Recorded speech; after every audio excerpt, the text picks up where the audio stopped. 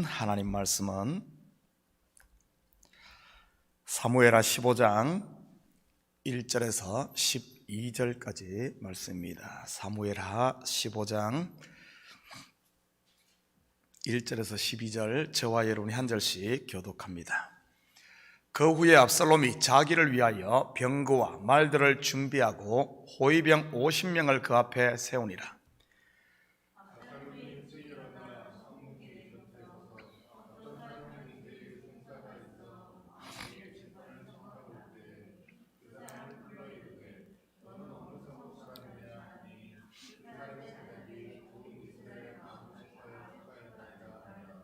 압살롬이 그에게 이르기를, 보라, 내 일이 옳고 바르다마는 내 송사를 들을 사람을 왕께서 세우지 아니하셨다 하고,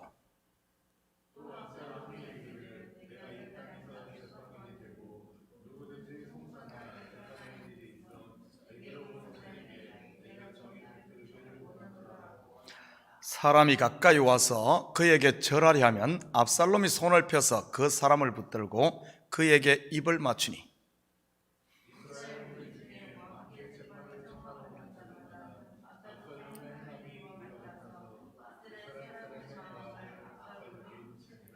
사 년 만에 압살롬이 왕께 아뢰되, 내가 여호와께 서원한 것이 있사오니 청하건대 내가 헤브론에 가서 그 서원을 이루게 하소서.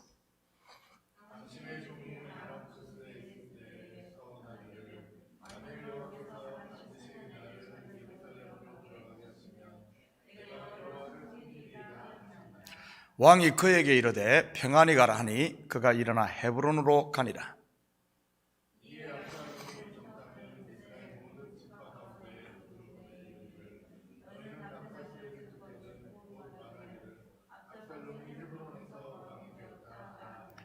그때 청함을 받은 200명이 압살롬과 함께 예루살렘으로부터 헤브론으로 내려갔으니 그들은 압살롬이 꾸민 그 모든 일을 알지 못하고 그저 따라가기만 한 사람들이라.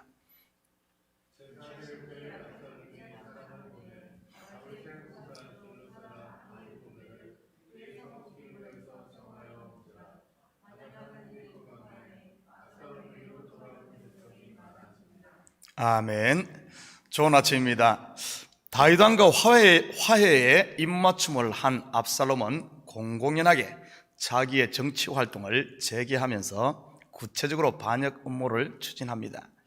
먼저 병거와 말들을 준비하고 호위병 50명을 그 앞에 세우지요.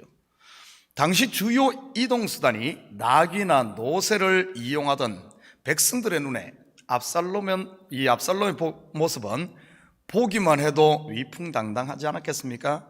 심지어 당시에는 왕자들까지도 노새를 타고 다녔지요. 확인합니다. 사무엘하 13장 29절입니다. 압살롬의 종들이 압살롬의 명령대로 암논에게 행하매 왕의 모든 아들들이 일어나 각기 노새를 타고 도망하니라.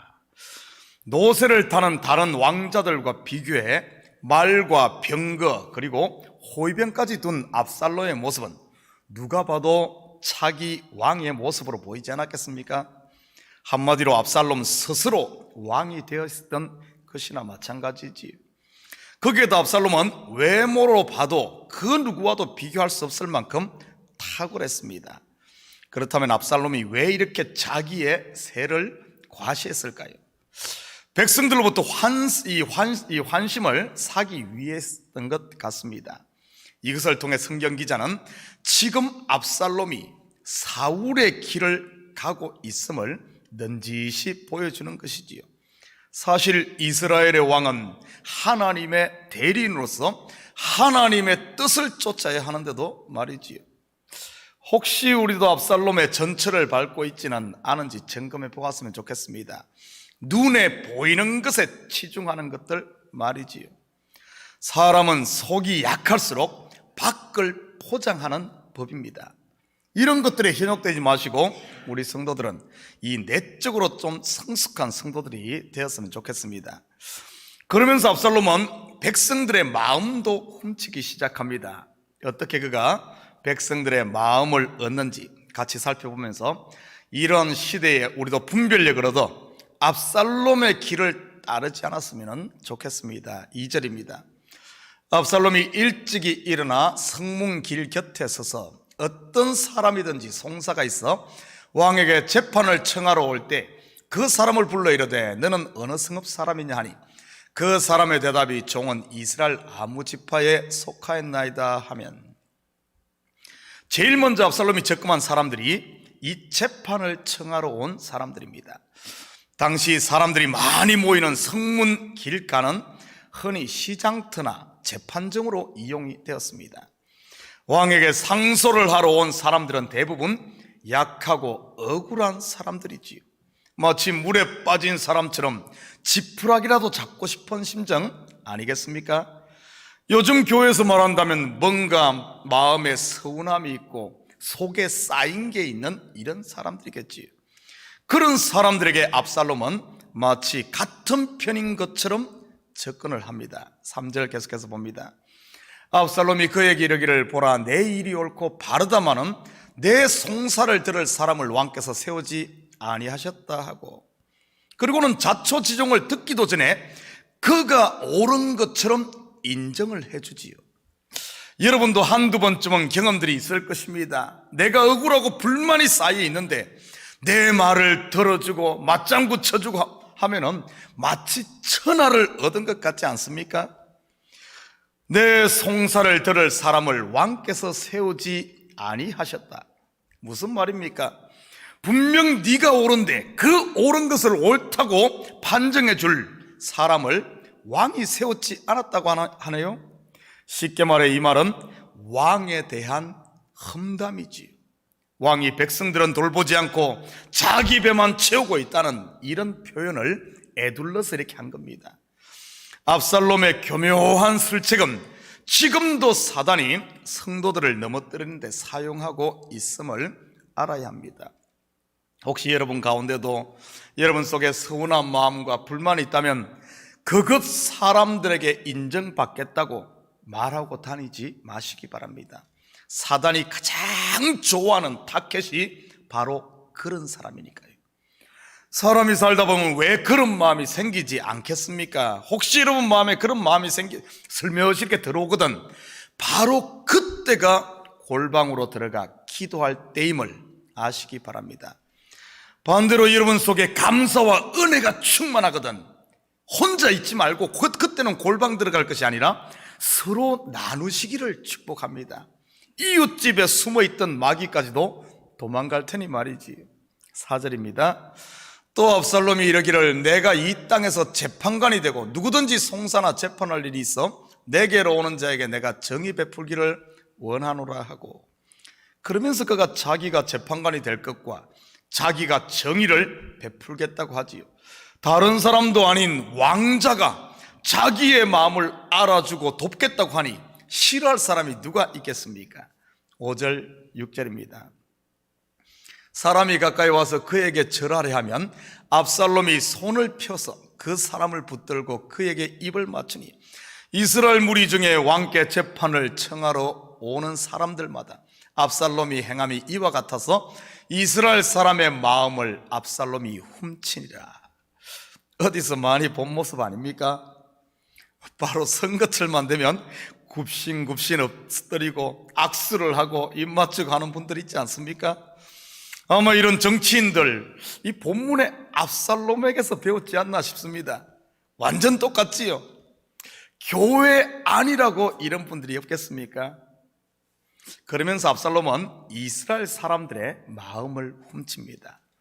스스로 왕이 되려고 하는 율법의 압살롬에게 마음을 도둑맞지 않도록 깨어있기를 축복합니다. 가까이는 은혜로 충만한 성령의 이 생각을 훔치는 내 속에 있는 옛사람, 내 욕망이라는 압살롬이 있음을 먼저 우리는 알아야 됩니다. 어떻게든 나를 자랑하고 인정받기를 원하는 내 속의 압살롬 말이지. 그리고 교회 가운데 있는 압살롬도 조심해야 합니다.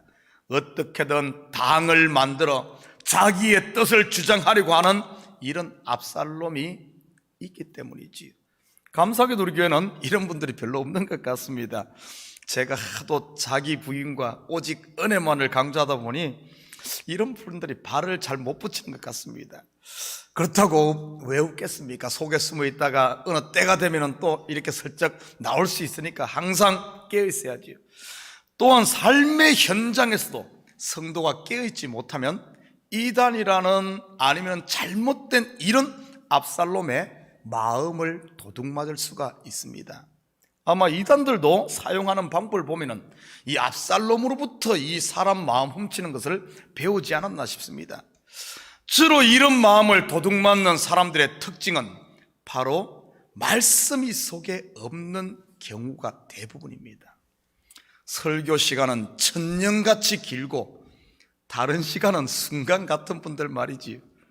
그런 분들 조심하시기 바랍니다. 압살롬이 친구 되자고 찾아올 수 있으니까요. 두 번째는 교회와 하나 되어 있지 못한 이런 경우도 마찬가지입니다. 나무를 접붙임할 때 보면 빈틈이 생기면 반드시 거기에 바람이 들어가고 결국에는 접붙인 가지가 죽습니다.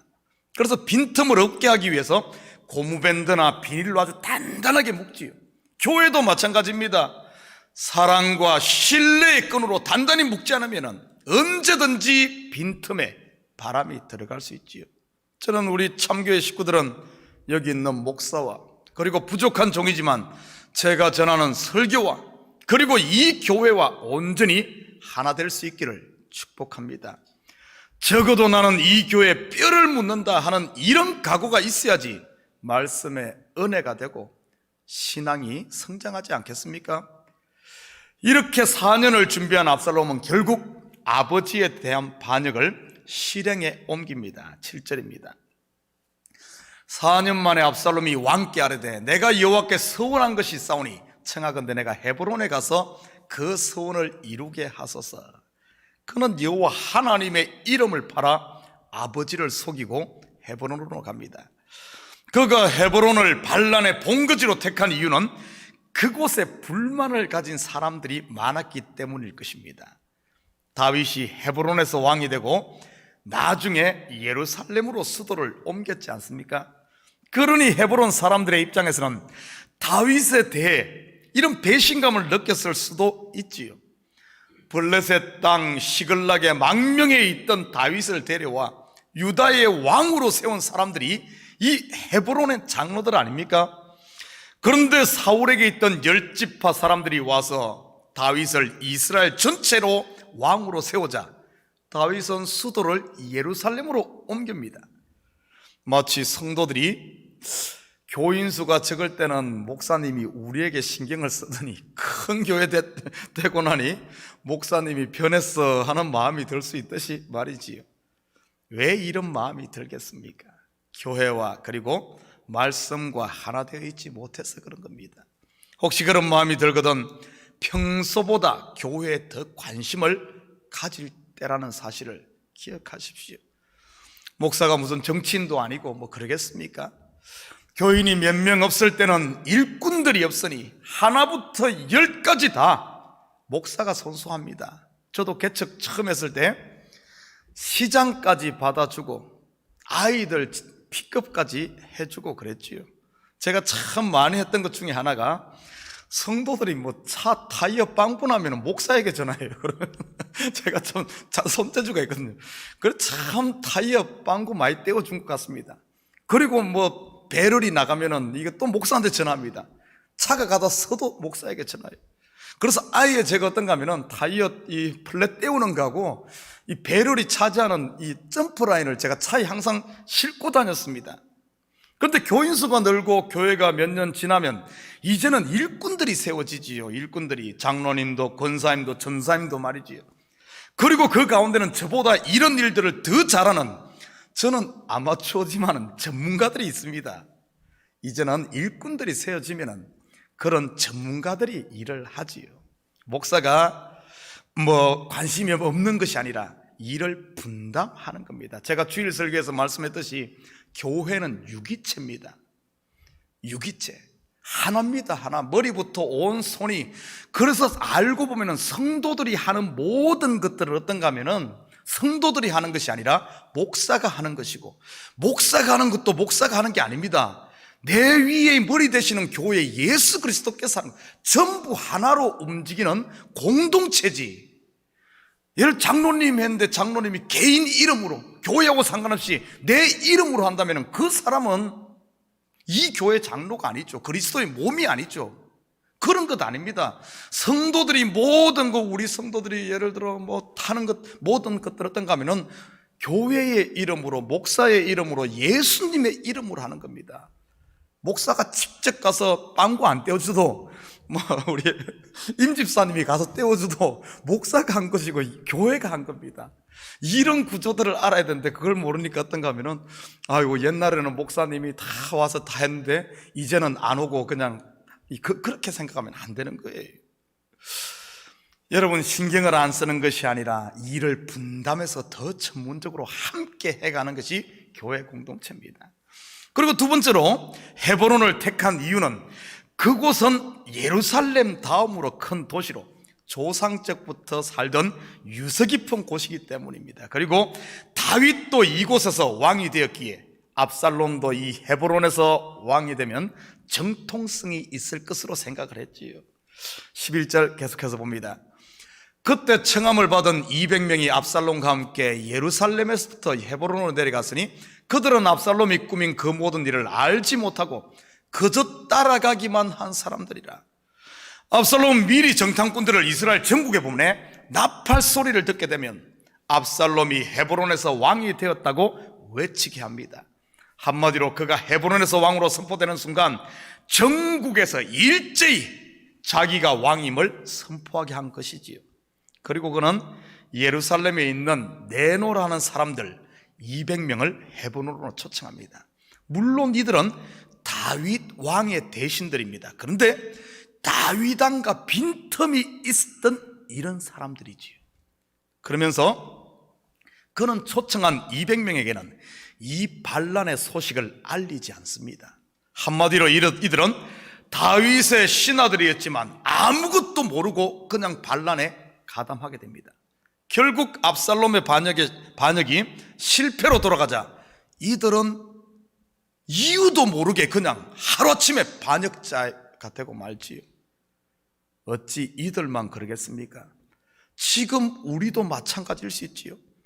온전하게 말씀과 교회와 그리고 은혜 안에 있지 못하고 자꾸 이런 빈틈을 주다 보면 나도 모르는 사이에 압살롬 곧 하나님의 대적의 위치에 서 있을 수 있다는 사실입니다. 이 빈틈이 이만큼 무서운 거예요. 사랑하는 성도 여러분, 그 어느 때보다 지금은 분별력과 신앙의 분명한 태도가 필요한 때인 것 같습니다.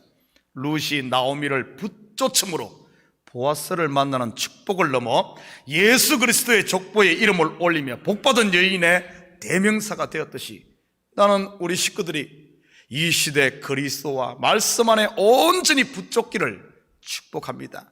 그래서 오늘 하루도 하나님의 은혜 아래 온전히 거함으로 그분이 우리에게 주신 성령의 능력이 이 함께하는 이런 삶을 통해서 여러분이 사는 여러분의 삶의 가지가지마다 이런 성령의 풍성한 이런 열매 맺는 복된 하루가 되기를 주님의 이름으로 축복합니다.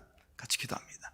사랑의 아버지 하나님, 참으로 감사드립니다. 우리가 깨어있지 못하면 순간 빈틈이 생기고 그 빈틈이 벌어져 결국에 나도 모르게 다른 길에 서 있을 수 있는 이런 것을 우리가 알게 하시고 항상 우리 자신을 점검하며 아버지 하나님 그리스도와 교회와 말씀 안에 온전히 거함으로 악한 것들은 한 길로 왔다가도 7길로 도망가는 아버지는 감히 악한 것들이 건드리지 못하는 이 시대 온전한 성도로 사는 저희들 되게 도와주시옵소서.